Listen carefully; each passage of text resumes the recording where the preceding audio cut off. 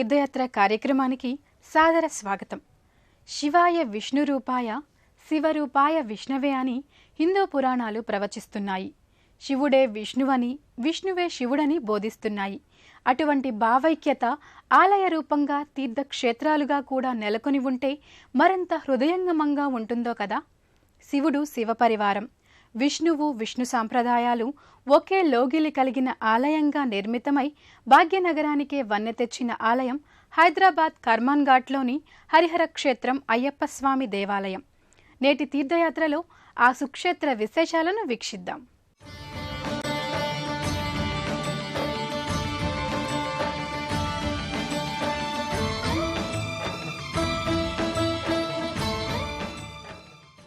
విష్ణువు మోహిని అవతారుడుగా ఉండగా లోక కళ్యాణార్థమై శివుని పుత్రునిగా మోహిని సుతునిగా అయ్యప్ప అవతరించాడని పురాణాల వర్ణన.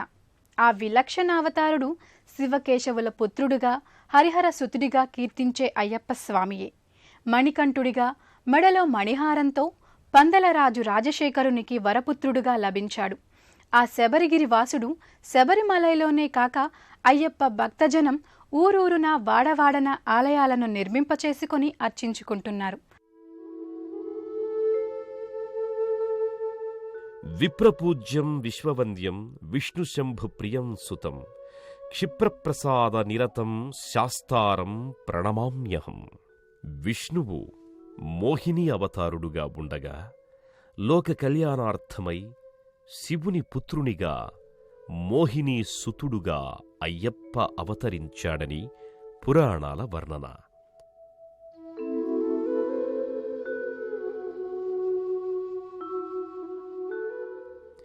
నియమనిష్టలతో దీక్షలు పూని మండలం రోజుల పాటు క్రమశిక్షణను పాటించి తమలోని అపసవ్యతలను తొలగించుకునే అవకాశమిచ్చే దైవం ఈ అయ్యప్ప స్వామి.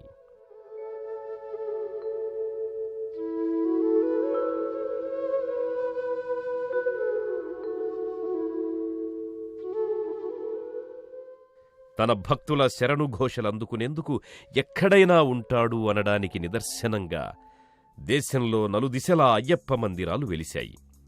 ఆ పరంపరలోనే రాష్ట్ర రాజధాని హైదరాబాద్ మహానగరానికే తలమానికంగా కర్మన్ ఘాట్ ప్రాంతాన హరిహర క్షేత్రంలో కొలువుదీరాడు స్వామి.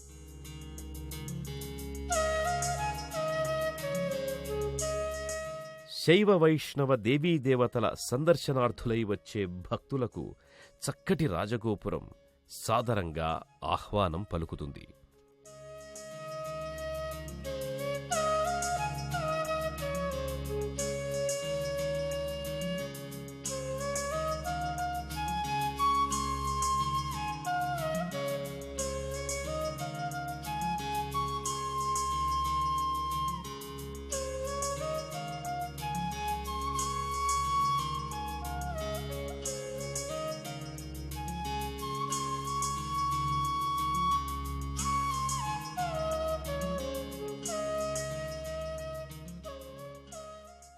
హరహర మహాదేవ నమో నారాయణాయ స్వామియే శరణమయ్యప్ప అంటూ తమ ఇష్టదైవాలను స్మరించుకుంటూ లోగిలిలోకి అడుగిడిన వారికి ఎదురుగా క్షీరాభిషేకాల్ని స్వీకరించ సిద్ధంగా ఉన్న శివలింగం కనిపిస్తుంది.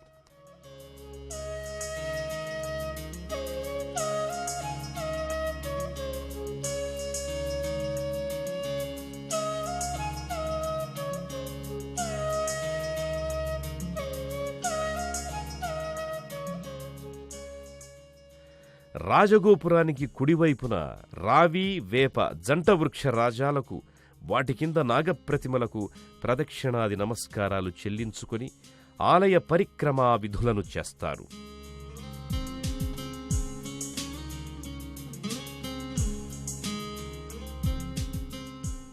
విశాలమైన ఆలయ ప్రాంగణమంతా పరమ పవిత్రంగానే కాదు, ఎన్నో విశేషాలమయంగా ఉంటుంది.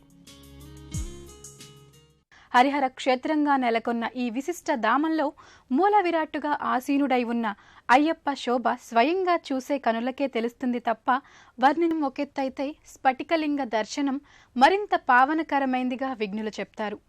దర్శనం మాత్రమే కాక అభిషేకాది అర్చనలతో భక్తులు ఆ భక్త వశంకరుణ్ణి వెనవేల విధాలా కొలుచుకుని తరిస్తున్నారు.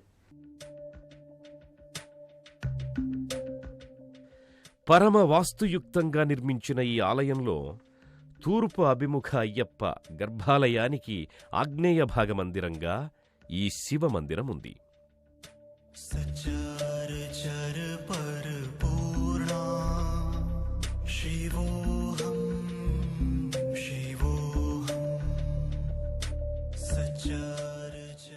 ఆధ్యాత్మిక భావనలు వెదజల్లే రీతిలో రాతికట్టడ మందిరంగా అగుపడే ఈ ఉపాలయంలో శివలింగం నైరుతి దిక్కు చూస్తున్నట్టుంటుంది.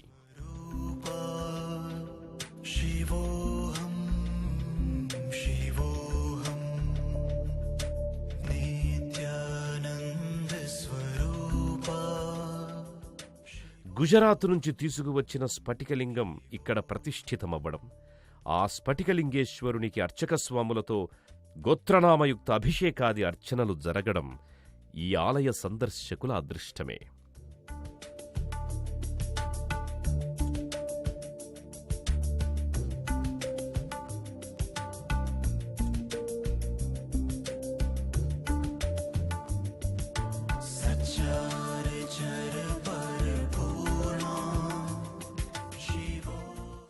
పశ్చిమాభిముఖ శివుడు లోకరక్షకుడని అంటారు. ఆ రీతిలో కొలువైన స్ఫటికలింగ పరమేశునికి నానావిధ అర్చనలు, అభిషేకాలు నేత్రపర్వంగా జరుగుతాయి.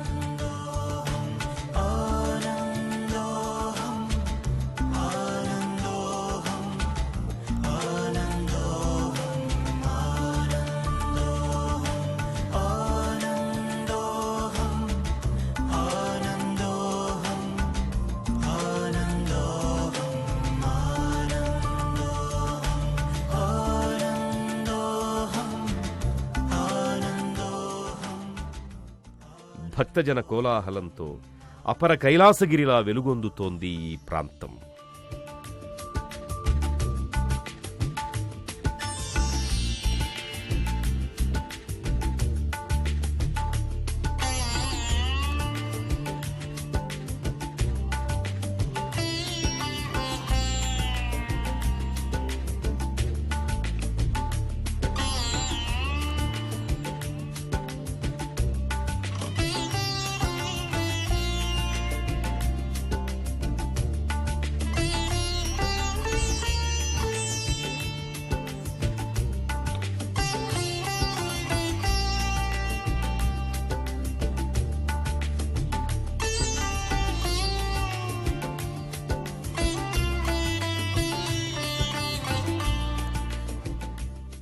హరికి హరునకు పుత్రుని మందిరం కదా. ఈ ఆలయ ప్రాంగణమంతా శైవ వైష్ణవ సాంప్రదాయాల సంగమ ఆరామంలా శోభిల్లుతుంది. సంప్రదాయాలే కాదు, ఇక్కడ నెలకొన్న ఉపమందిరాలు కూడా ఇరు సాంప్రదాయాలకు చెందిన దేవీ దేవతలతో అలరిస్తుంటాయి. అయ్యప్ప గర్భాలయానికి ఎడమవైపున మోక్షగణపతి మందిరం ఉంటుంది.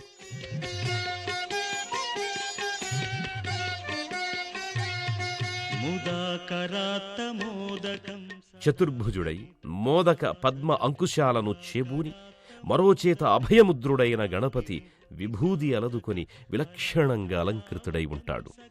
విలాసిలోకరక్షకం కళాధరావతంసకం విలాసిలోకరక్షకం అనాయకైకనాయకం వినాశితే. కుడివైపున తొండం తిరిగిన ఈ గణపతి కోరిన కోర్కెలు తక్షణమే తీర్చే క్షిప్ర గణపతిగా భక్తులు భావిస్తారు. వినాయకం ముదాకరాత్తమోదకం సదా విముక్తి సాధకం ముదాకరాత్తమోదకం సదా విముక్తి సాధకం నమామి తం వినాయకం నమామి తం వినాయకం నమామి తం వినాయకం. ఆ పక్కనే శివుని అర్ధనారీశ్వరి పార్వతి అయ్యప్ప మందిరానికి మరోవైపుడు నల్లరాతి శిలామూర్తిగా భక్తుల నీరాజనాలందుకుంటున్నాడు.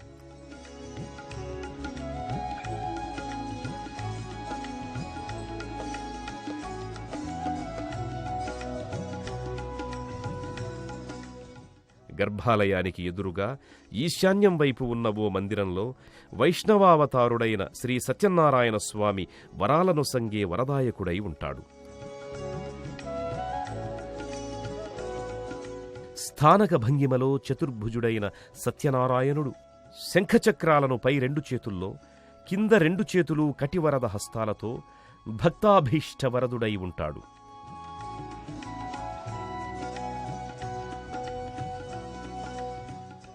ఎదురుగా గరుడు నమస్కారముద్రతో స్వామి భక్త పరాయణుడై ఉంటాడు. ప్రతి ఆలయానికి ఆ ఆలయ సాంప్రదాయ రీతిలో ఓ క్షేత్రపాలకుడుంటారు. ఆ క్షేత్రపాలకునికి ప్రత్యేక అర్చనలు, విశిష్ట సేవలు అమరి ఉంటాయి. ఈ హరిహర క్షేత్ర అయ్యప్ప స్వామి ఆలయంలో స్వయంభువుగా ఏర్పడి ఈ ఆలయ నిర్మాణాన్ని నిరాఘాటంగా సాగేలా చేసిన ఆంజనేయ స్వామియే క్షేత్రపాలకుడిగా ఉండటం ఈ ఆలయ విశేషం. ఇటువంటి ధర్మశాస్త్రగా తను సంచరించిన యుగంలోని యుగధర్మాన్ని చక్కగా నడిపించిన పురాణోత్తముడు అయ్యప్ప. ఆ మణికంఠుడు మాత్రమే కాక అనేక మంది వైష్ణవావతారాలు, శైవాగమ దేవతలు కొలువై మనల్ని అలరించిన పరమ విశిష్ట ధామం ఈ హరిహర క్షేత్రం అయ్యప్ప దేవాలయం. ఈ ఆలయ సందర్శనంతో భక్తజనుల మనోభిష్టాలన్నీ నెరవేరాలని మనసారా కోరుకుందాం. ఈ ఆలయం దేవుళ్ళందరి కృప మనకెల్లప్పుడూ లభించాలని ఆశిద్దాం. మరో క్షేత్ర దర్శనంతో మళ్ళీ కలుద్దాం. అంతవరకు నమస్కారం.